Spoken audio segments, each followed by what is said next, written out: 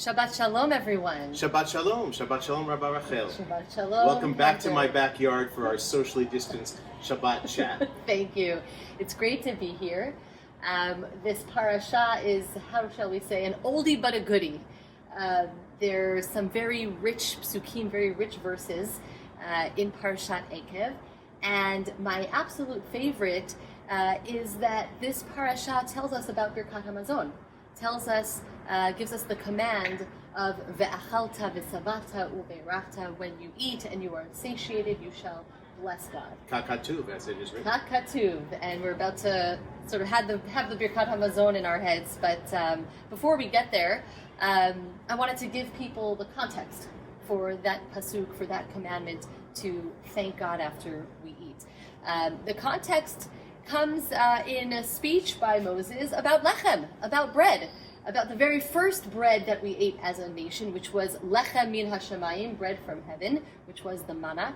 And Moses, at the very end of his life, knows that the nation is poised to enter the land and about to start a new phase of their existence as a nation.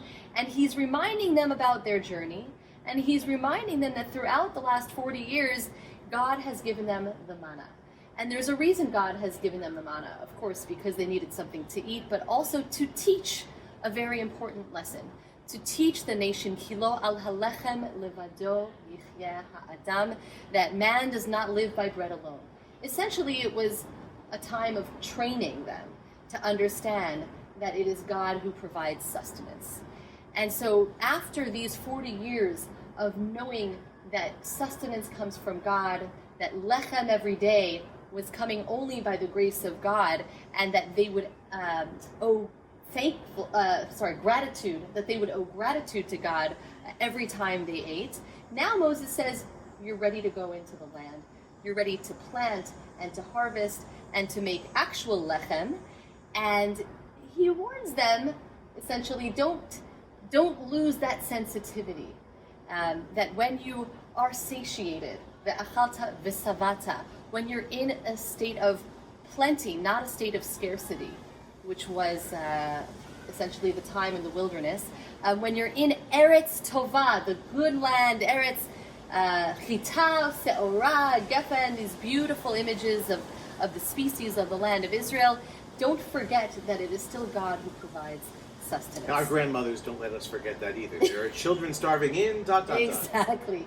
And even when you've worked hard for what you have, Moses says, don't think for a second that the strength of my hand and my effort alone has given me the fruits of my labor.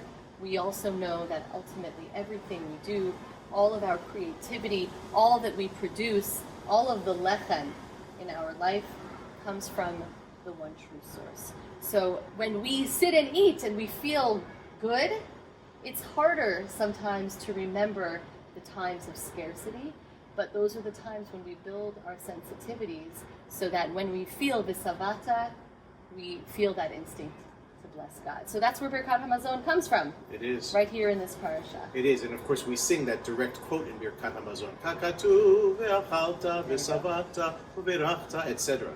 But I'm going to share with everyone today a little Nusach Sephard, a Sephardic world postlude to Birkat HaMazon that I actually used to sing when I was growing up in our house.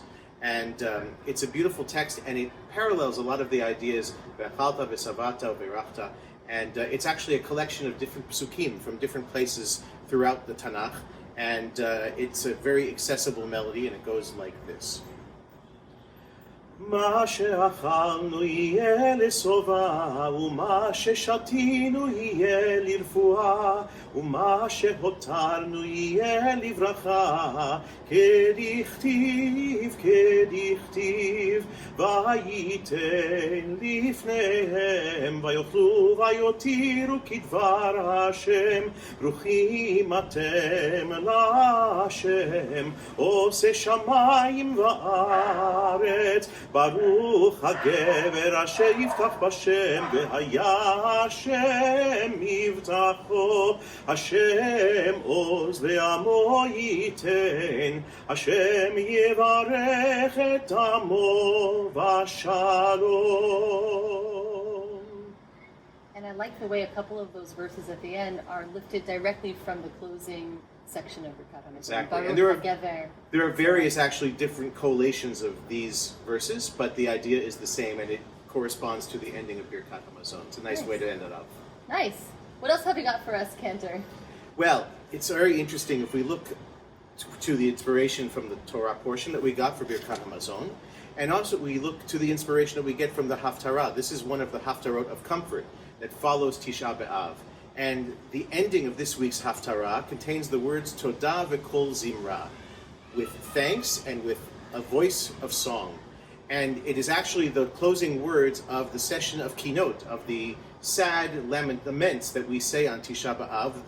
The collection of them for the evening and then the morning end with those words, Todah v'Kohl Zimra.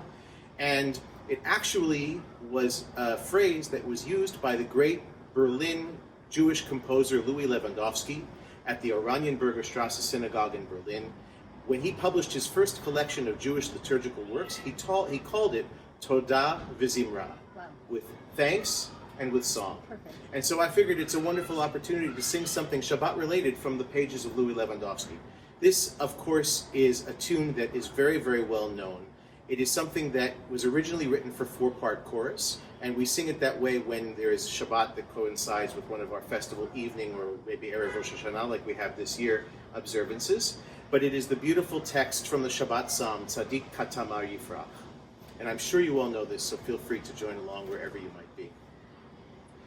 Tzadik Katamar Yifrach Kerez Balevanon Yisge Shetulim Bevet Hashem Bechatzrot Elokeinu Yafrichu Od Yenuvun Beseva Deshenim Rananim Yiyu Lehagid Ki Yashar Hashem Tzuri Velo Avlat Abo. For all of you, we wish you a Shabbat, not only where you eat until you're satisfied, but also that you sing with gratitude, very loudly, in appreciation of all that we have, of our good health, God willing, for us and for all we love. Shabbat Shalom to our whole Shar family. Shabbat Shalom to you all.